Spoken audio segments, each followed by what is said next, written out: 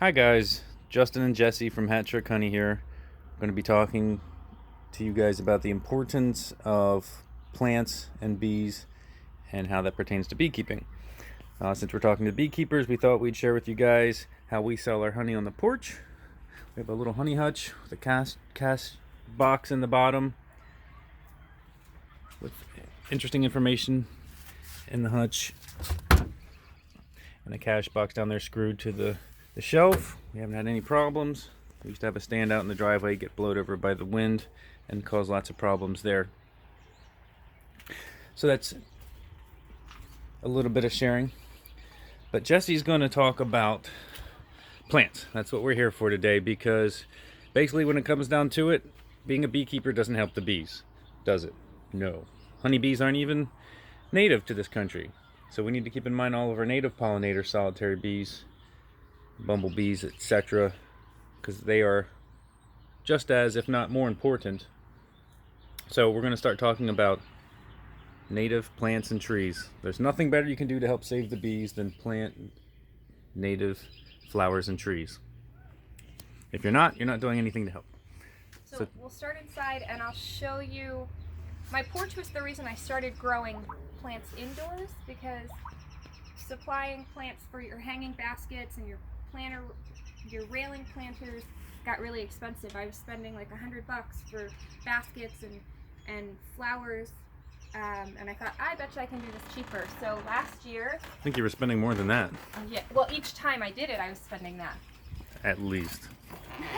So last year I got just a simple light set with heat mats, and I use the type of seed starter that comes with little pods, and all of the watering happens from underneath. I just fill the tray with water, and then the roots grow down to reach the water. It establishes a really good root system. I just moved this whole tray out to the greenhouse because they had gotten so big, but you can see I've got a couple things left in here. This is mostly vegetables and annuals, so this isn't necessarily native, but the bees will get to them out in the garden when they bloom. Because I grow a lot of natives in my yard, though, I was able to harvest some seeds in the fall, and I would keep them in these containers and label them from when I collected them, and I was able to use this handy dandy tool Justin made me to sift out the seeds away from the chaff. That's the other material that is not the seeds. He made me two different sizes, so I will show you out in the garden then when we get there all of the winter seed sowing I did with native plants. One's just 8 mesh that we all use as beekeepers, and the other is metal window screen. Not too tricky. Most native plants need at least one cycle, if not two, of cold winter stratification and then warm. So this winter was so mild. I'm hoping that my seeds got enough cold winter stratification to actually germinate. We'll see over the next month. I'm assuming we will be warming up over the next month, and I should get some germination if I'm going to get any. You keep some seeds in the fridge or freezer also?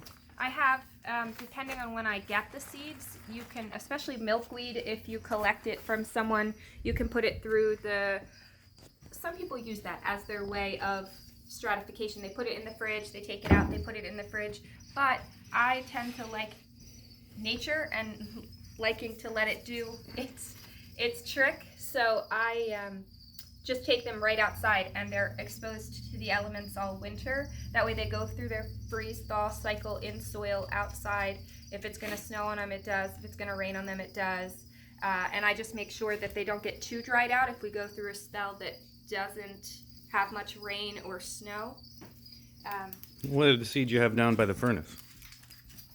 Oh, that's a coral berry that I'm not ready to do anything with yet, because that takes an extended period of time to freeze thaw. Some books that would be really useful for you as native plant resources: Nature's Best Hope and Bringing Nature Home.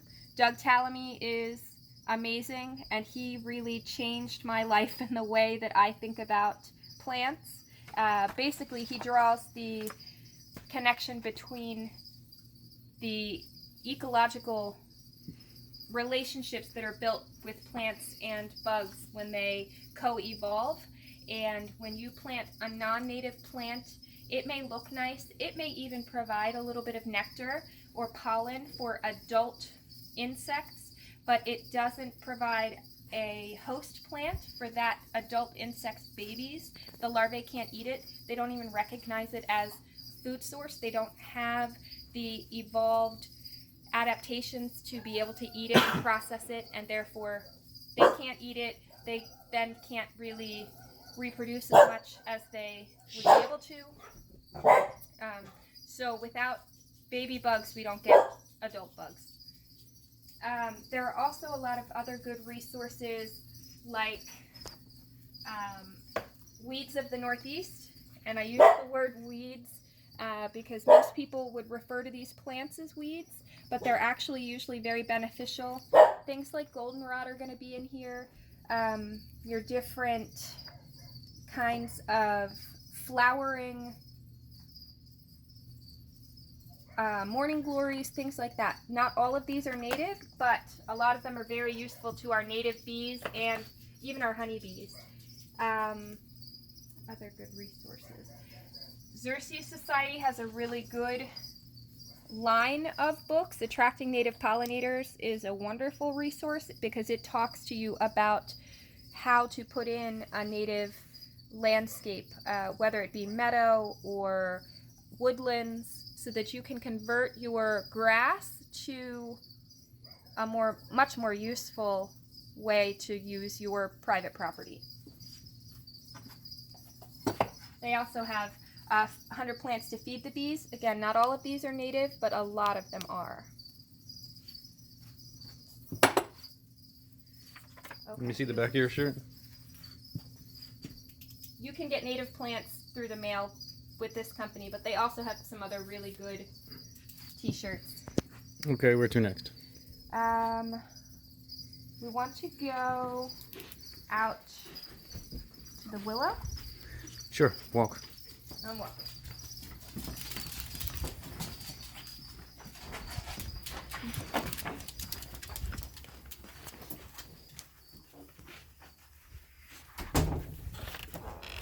Okay.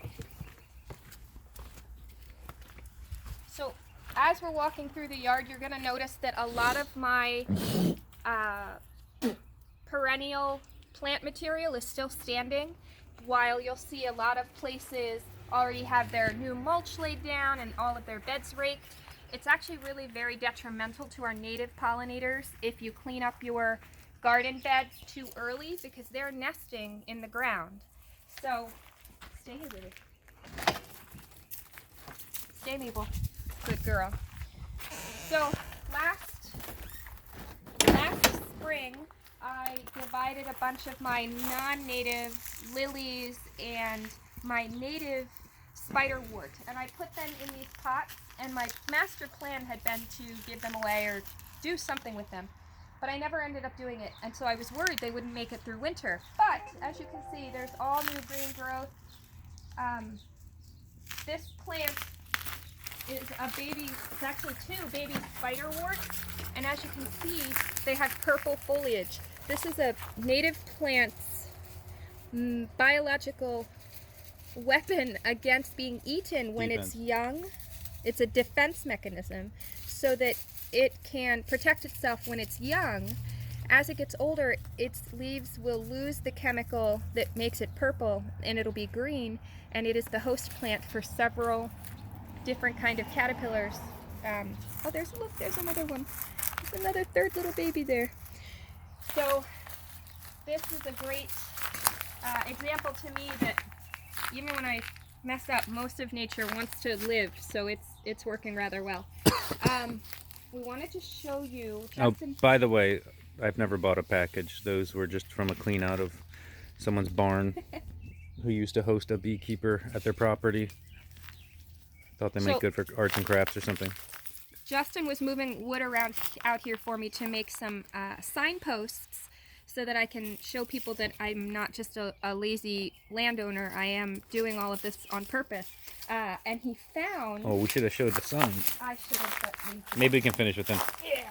Yeah, lots of spotted lanternfly egg masses all over these woods. I went through the wood and smashed them all. And he found this. It is a native praying mantis utheka, an egg casing. You can see the zipper running down the front and the two different colors. Hopefully they show up. The two different colors of the egg casing. This, on the other hand, is the most common utheka that you will see, and it is the Chinese praying mantis.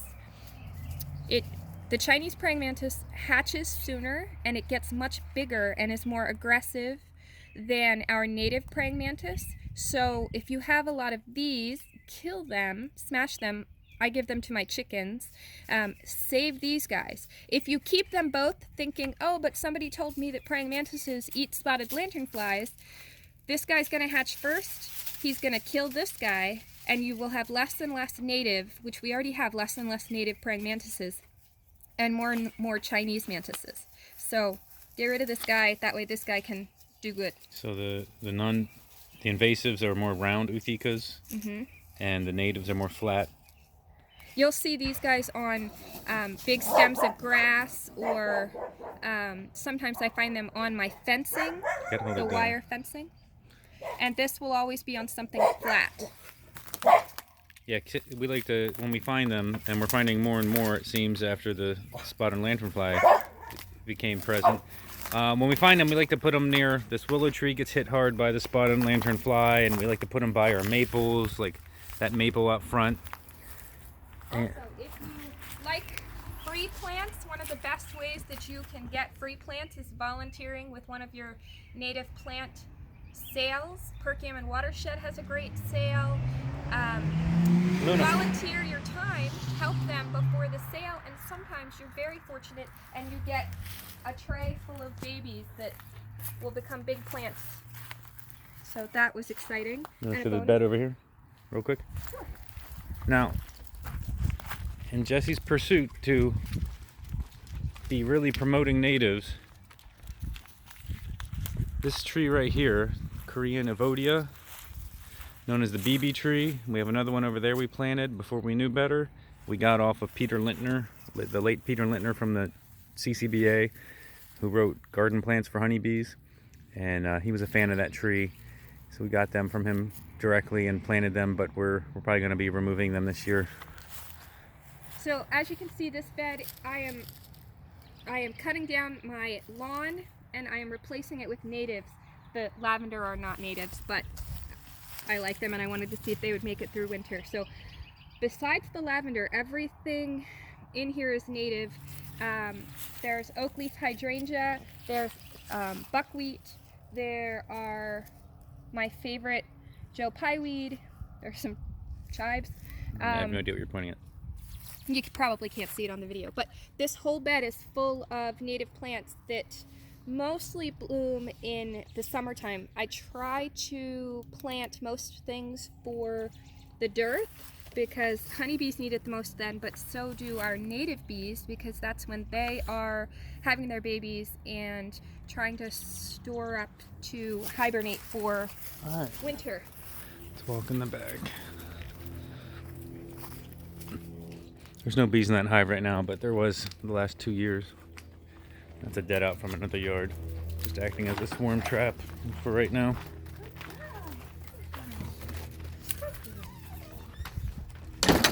So one of the most important things to do when you're either growing your own native plants or buying your own native plants is knowing what conditions you're going to plant in. For example, I know that this bed gets almost 75% shade later in the season. So the plants that are in here are very heavily shade tolerant. They're native plants, except for the astilbe, which was a planting before I knew better. This guy is a really great shade plant. He is a golden ragwort, not ragweed. He doesn't cause this one. He doesn't cause allergies. And these awesome purple buds will actually turn into bright yellow flowers. I got 2 plants and planted them to your left 2 falls ago, and as you can see, it's spreading and it's going to be a ground cover for this whole area. Some people call it invasive. That's the wrong word. Because it's a native plant, it can't be invasive, but it is aggressive or prolific, which to me means very economically friendly, because you buy 2, it makes babies, you get a whole bunch. I like that. I like that in a plant. Anything else of note over here? The hellebores, which are blooming right now, but they're not native. Bees do like them though. Honeybees especially like them because they're one of the few flowers that are blooming right now. Oh, we can walk this way around the pool. Oh, well. Bruce Rodriguez gave us some nice sunchokes, Oh, and they yeah. got super tall over here. And so the thanks reason to I Bruce. leave them standing is because a lot of native bees will use hollow stems to pack full of their babies, and I am not positive of which plants they do that with yet, so I leave a lot of my stalks and stems standing all winter. The seed heads the birds are still eating, and I don't know if they have babies in yet, so I'm waiting until it gets much warmer to cut down all of my old growth. And it doesn't really hinder the new growth. They're going to come up around it or push it over. So I save a lot of my spring cleanup for much later in the season. Greenhouse now? Or garden now? Garden now. So Garden now. I went to all raised beds last year because I was tired of fighting all of the unwanted greenery, otherwise known as weeds. I let my chickens eat most of the weeds, but it was still too much. So I want to show you, we talked about winter seed sowing. I collected from my plants last year, and this is what I did with them.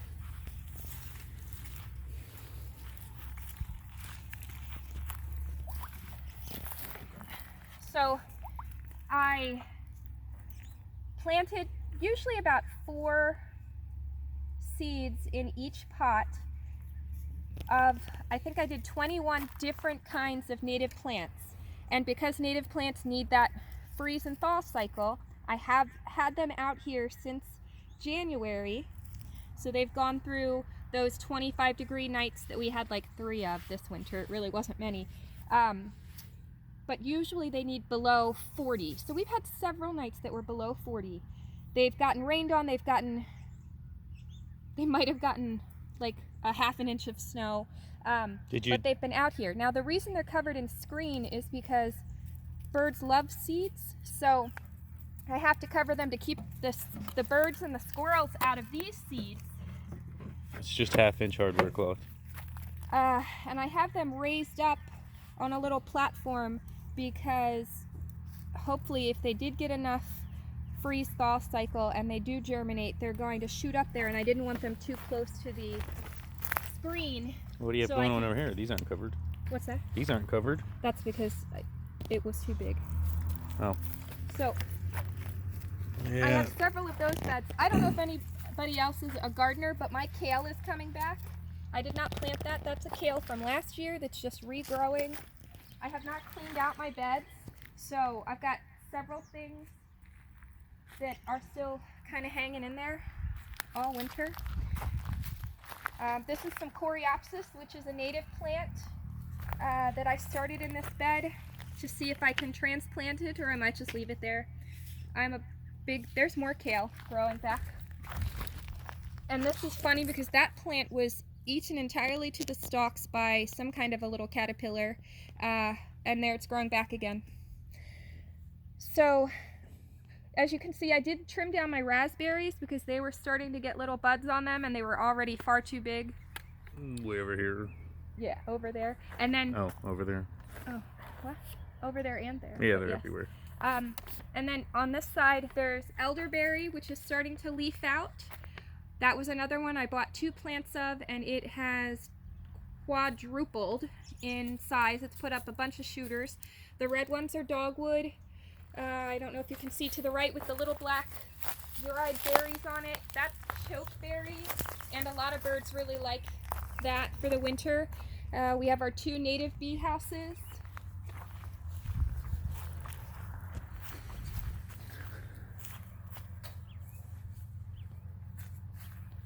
So as the birds are migrating back here for the spring and summer, they're going to pick up all the rest of these berries as some good nutrients to start raising their young on.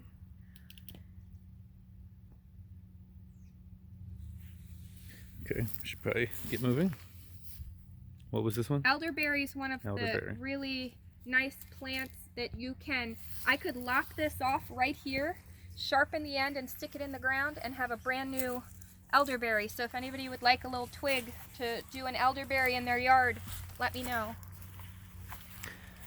They're native bees that are very important, but you have to clean their houses every year. Don't reuse the same tubes and stuff without cleaning them every year, or else you have problems with pollen mites and other diseases and stuff.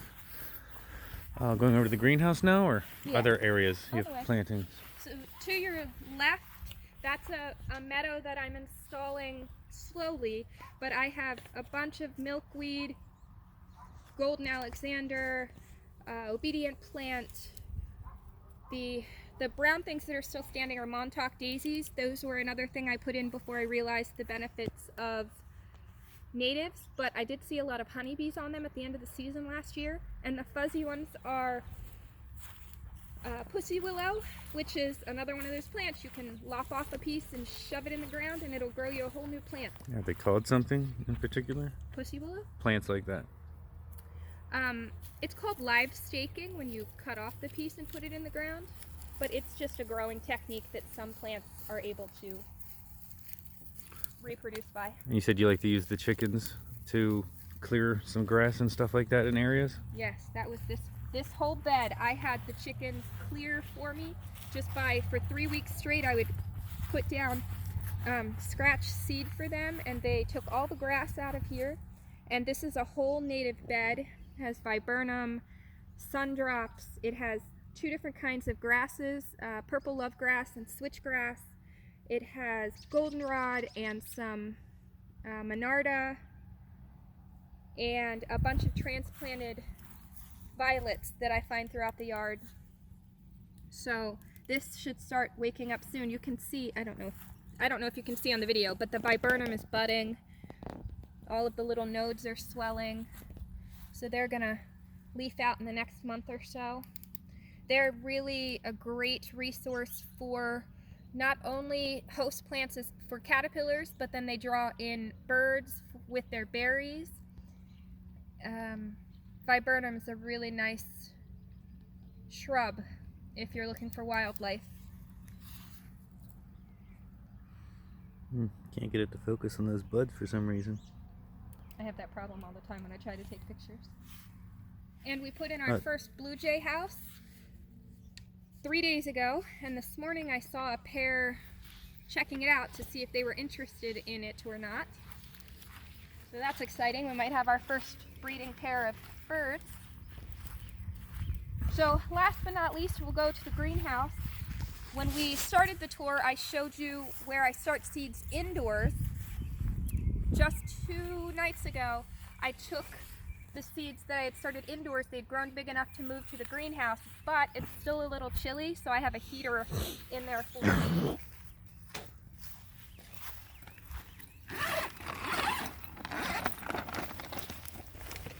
Yeah, these girls have been flying since I got home. The porch cut out last summer.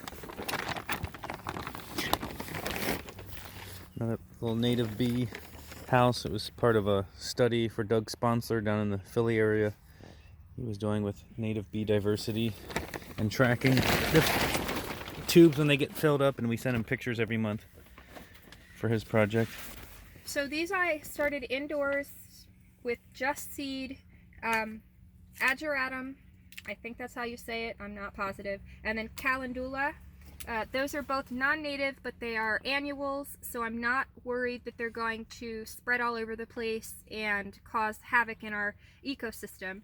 that's one of the biggest problems with invasive non-native species, is that they escape your garden even though you don't think they're causing any trouble, and they go a mile or 3 miles down the road by wind or water or whatnot and displace native plants in the landscape and in our woods and in by our streams, and therefore they are taking away those resources from native insects and birds that need those native plants to be there instead of the non-native plants. And then these are some of the veggies that were ready to come out. So they just need to be babied for a little bit. And then I will... You sure that heater's on? You got the lights on. Yeah. And then I will move them either into the garden and out of the greenhouse, or into my garden beds, whatnot. They might need a period of hardening off, but the greenhouse typically does that for me pretty much. I think that's most of what I have to show you today. If you have any questions about things, I'm really kind of new to this.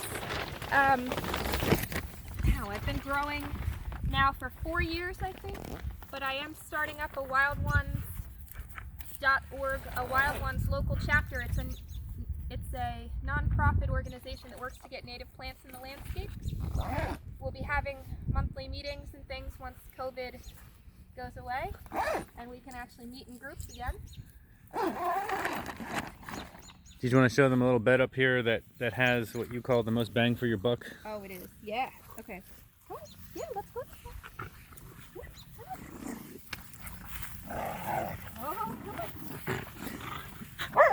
Sorry guys, this video is getting a little long, but we'll wrap it up here in a minute. So, it's still standing, but this is a bed of mountain mint. You can see the green babies popping up. It is a mint. It will spread like crazy, but this plant is just crawling, moving in from late spring all the way through fall with pollinators. It gets very inconspicuous little flowers on it, but it is covered with dozens and dozens of different kinds of bees and butterflies and wasps and flies and beetles, all the time. It is, if you can only buy one plant and you want to see a lot of bugs, mountain mint is the way to go. And I got a second kind this year, so I'm excited to see which one gets more. Thank you. All right, talk to you guys soon.